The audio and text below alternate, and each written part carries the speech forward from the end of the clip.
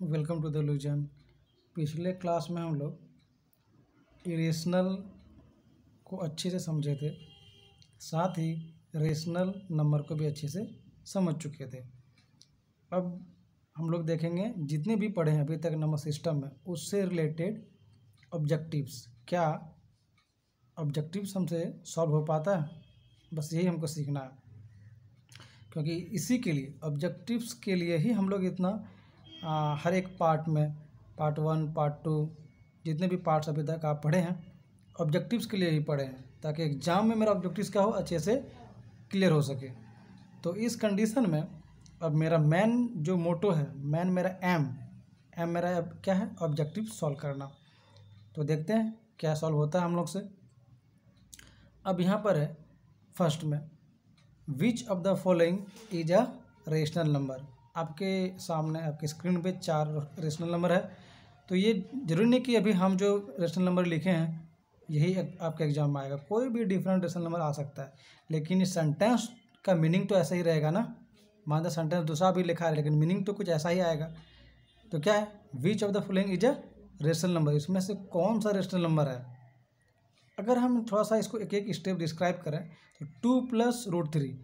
अच्छा 2 तो एक ठीक है नेचुरल नंबर है, इरेशनल भी बोल सकते हैं, लेकिन √3 क्या है, रूट का जितने भी टर्म्स में किस में आते हैं, आप पढ़ चुके हैं, इरेशनल में। इरेशनल के साथ कुछ भी एडिशन होता है तो क्या बनेगा, इरेशनल।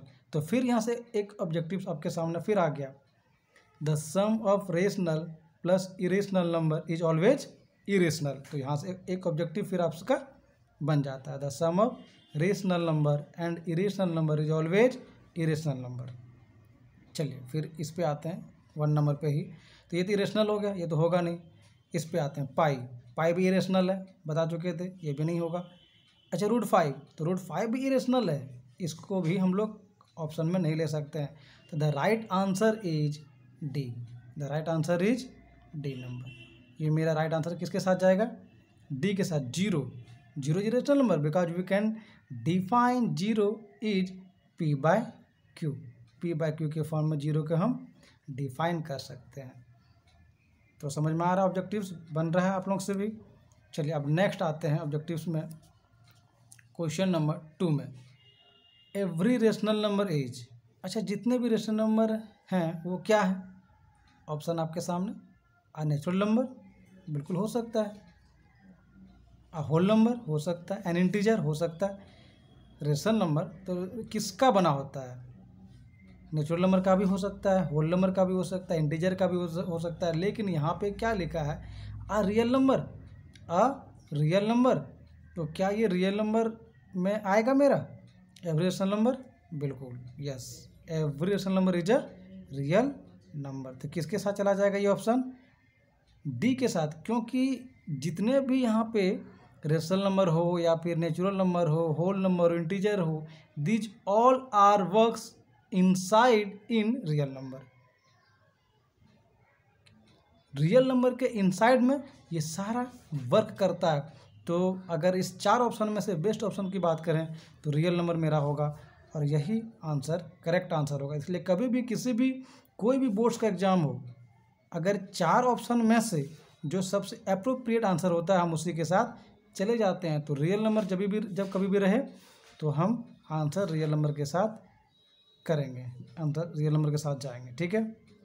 तो ऑब्जेक्टिव्स यहाँ से सीखना है बस।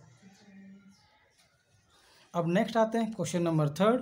ऑब्जेक्टिव्स आपके स्क्रीन पे ये रहा, देखिए थर्ड में क्या है, between any 2 rational number there. अच्छा 2 रेशनल नंबर के बीच में हो सकता है क्या, there is no rational number. कह रहा है कि 2 रेशनल नंबर के बीच में हो सकता है, क्या एक भी रेशनल नंबर नहीं हो सकता, ये तो गलत आंसर है जी, ये तो बिल्कुल गलत बात है। इज एग्जैक्टली 1 रेशनल नंबर, क्या एक ही रेशनल होगा, ये भी नहीं, हम लोग तो पढ़े थे दूसरा बात, ये तो सेटिस्फाई भी नहीं कर रहा, ये भी गलत जवाब। Are infinitely many rational number, yes, are infinitely many rational number. तो किसके साथ चला जाएगा, ऑप्शन सी के साथ। किसके साथ जाएगा, सी के साथ, क्योंकि इसके लिए हम एक क्लास, एक पार्ट 4 शायद हम इसके लिए बना के दिए आप लोगों को अच्छे से सीखने के लिए, या पार्ट 3 में आप देख लेंगे। मेरा जितने भी पार्ट्स है नंबर सिस्टम का, अगर आप हर एक पार्ट्स को अच्छे से देखते हैं, कहीं भी मैथमेटिक्स में प्रॉब्लम नहीं होगा। अगर कहीं भी डाउट है किसी भी बुक से रिलेटेड, आप हमें कमेंट बॉक्स पे ज़रूर उस क्वेश्चंस को टाइप करके सेंड करें, मैसेज करें, उस पर हम फोकस करेंगे और आपके डाउट को क्लियर करने का पूरी तरह से कोशिश किया जाएगा, फ्री ऑफ एजुकेशन, कहीं कोई कॉस्ट नहीं है। तो डी नंबर तो पढ़ने का कोई बात ही नहीं, क्योंकि इससे ही मेरा आंसर हो गया। अब आते हैं next question number 4, the decimal representation of a rational number is. अच्छा, किसी भी रेशनल नंबर का डेसिमल रिप्रेजेंटेशन कहता है होगा, क्या होगा? Always terminating. अच्छा, ज़रूरी नहीं है कि टर्मिनेटिंग होगा, क्योंकि डेसिमल रिप्रेजेंटेशन हम देखते थे कि हो सकता है क्या नॉन टर्मिनेटिंग भी हो, आइदर टर्मिनेटिंग और रिपीटिंग। कह रहा है क्या ये टर्मिनेटिंग होगा और रिपीटिंग भी होगा? क्या ऐसा हो सकता है? हो सकता है कि टर्मिनेटिंग भी हो और रिपीटिंग भी हो, क्योंकि रिपीटिंग टर्मिनेटिंग को फॉलो करता है। कह रहा आइदर टर्मिनेटिंग, कह रहा टर्मिनेटिंग हो सकता है, और नॉन रिपीटिंग, कह रहा रिपीटिंग नहीं करेगा, रिपीट नहीं करेगा। जरूरी नहीं, रिपीट कर सकता है। नाइदर टर्मिनेटिंग नॉर रिपीटिंग, कह रहा ना ही टर्मिनेट होगा ना ही रिपीट होगा, ऐसा नहीं है। Decimal representation of a rational number का रेशनल नंबर है। देखिए बात यहाँ सीखेंगे, ये पॉइंट से यही तो मेन फैक्ट है, रेशनल नंबर। तो रेशनल नंबर का जब भी हम लोग डेसिमल रिप्रेजेंटेशन करते हैं तो हो सकता है वो टर्मिनेट हो या तो नहीं भी हो, आइदर टर्मिनेटिंग, टर्मिनेट हो जाए तो फिर यहाँ, लेकिन इससे अप्रोप्रिएट आंसर मेरा question number answer number B है, ऑप्शन नंबर बी है। क्यों? आइदर टर्मिनेटिंग, मतलब हो सकता है टर्मिनेट हो या फिर ना हो, लेकिन उसके साथ और रिपीटिंग, तो आंसर किसके साथ चला जाएगा? आंसर बी के साथ चला जाएगा। समझ में आ रहा? ये जितने भी क्वेश्चंस हैं ये पिछले कई क्लास में हम इसके बारे में बता चुके हैं, और तभी आज ऑब्जेक्टिव्स लिए ताकि आप लोगों के सामने ऑब्जेक्टिव्स भी रहे, आप देखें, अपने आप को चेक करें कि आप जितने पढ़े हैं क्या उससे ऑब्जेक्टिव सॉल्व हो पा रहा। आते ऑब्जेक्टिव्स क्वेश्चन नंबर 5 पे। तो क्वेश्चन नंबर 5 में आप फिर देखिए क्या है, the decimal representation of an irrational number is. कह रहा है क्या इरेशनल नंबर का डेसिमल रिप्रेजेंटेशन। सबसे बड़ी बात ये ध्यान देंगे, इरेशनल नंबर, इसका क्या पूछ रहा है? रिप्रेजेंटेशन, इरेशनल नंबर का डेसिमल रिप्रेजेंटेशन। तो इरेशनल नंबर का डेसिमल रिप्रेजेंटेशन क्या हो सकता है? कहता है ऑलवेज टर्मिनेटिंग, हमेशा टर्मिनेटिंग। जब इरेशनल है तो टर्मिनेट तो होगा ही नहीं, ये तो गलत बात है, ये तो उसी समय हम लोग काट देंगे। क्यों? क्योंकि इरेशनल है, इरेशनल टर्मिनेटिंग, तो टर्मिनेटिंग का कहीं कोई बात आता नहीं है। आइदर टर्मिनेटिंग, फिर यहाँ पूछ रहा है जी क्या टर्मिनेटिंग हो सकता है? टर्मिनेटिंग का बात आएगा तुरंत काटेंगे, समय ही नहीं लेंगे, क्योंकि हमको हर एक क्वेश्चन को कम समय में, कई गुना कम समय में बनाना होता है। तो इरेशनल आ गया, टर्मिनेटिंग वर्ड देख लिए काट दिए, टर्मिनेटिंग देख लिए काट दिए, ये कुछ टेक्निक है। कह रहा है आइदर टर्मिनेटिंग, देखिए फिर टर्मिनेटिंग, यहाँ पे आइदर टर्मिनेटिंग मतलब टर्मिनेटिंग हो सकता है, तो आइदर टर्मिनेटिंग जैसे ही लिखा है इसका मतलब टर्मिनेटिंग हो सकता है, टर्मिनेट तो होता ही नहीं है, फिर काट देंगे इसको।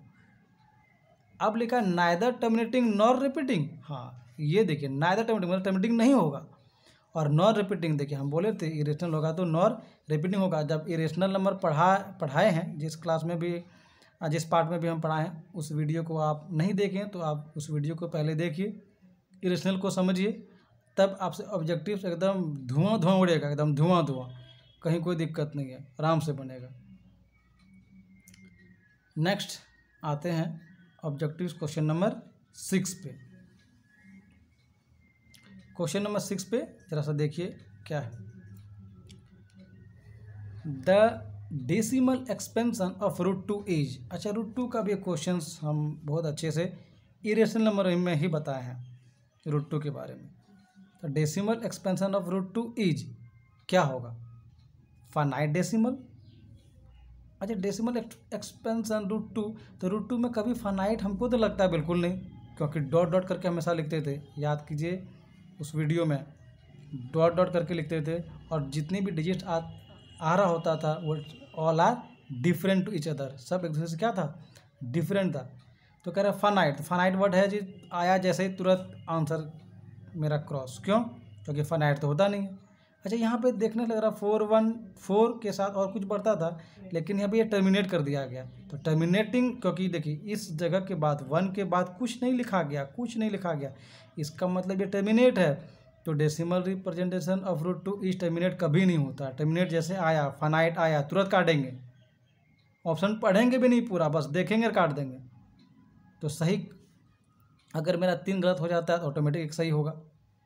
नॉन टर्मिनेटिंग, रेकरिंग, अच्छा नॉन टर्मिनेटिंग बात तो सही है, लेकिन रेकरिंग ये बात सही है, नॉन टर्मिनेटिंग ये बिल्कुल सही बात है, लेकिन इसके साथ एक बगल में क्या जुड़ गया जी? रेकरिंग। तो बगल का भी वैल्यू है, इसका एकदम वैल्यू है, तो रेकरिंग नहीं होता है। ये आप ध्यान देंगे, कभी भी रूट 2 का वैल्यू रेकरिंग में नहीं आता है। रेकरिंग मतलब समझ में आता है, जैसे 0.2 का रेकरिंग, इट मीन्स 2 आते रहेगा, है ना? ये क्या आएगा?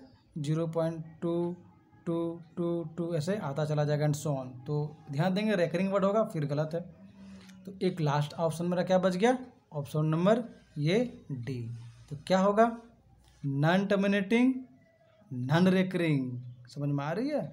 इसलिए हर एक जो भी वर्ड्स लिखा रहता है उसको अच्छे से फोकस करना बहुत ज़रूरी है, नहीं तो ऑब्जेक्टिव नंबर सिस्टम से एकदम छूट जाएगा। और ये बहुत ही ईजी चैप्टर्स में से एक है, कहीं कोई दिक्कत नहीं।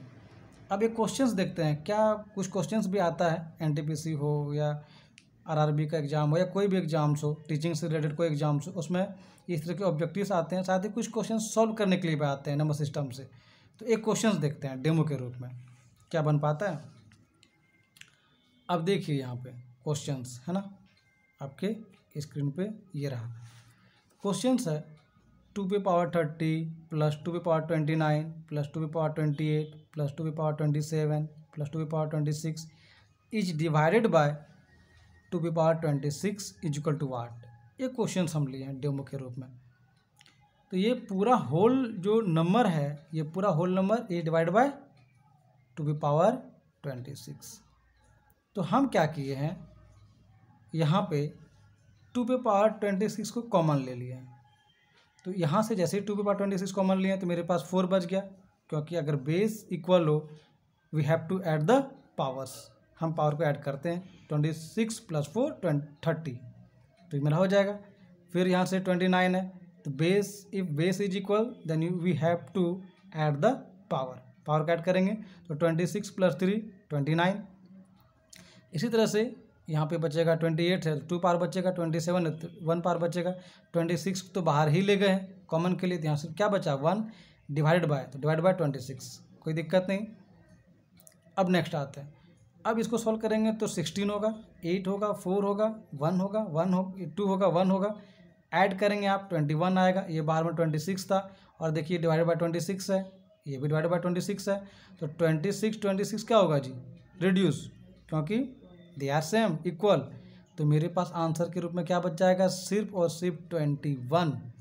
तो इस तरह से ये देखिए नंबर सिस्टम से रिलेटेड क्वेश्चंस है, तो आप क्वेश्चंस को इजी वे में सॉल्व कर सकते हैं नंबर सिस्टम से। और कोई भी प्रॉब्लम्स हो, कोई भी डाउट हो तो हमें कमेंट बॉक्स में ज़रूर बताएं।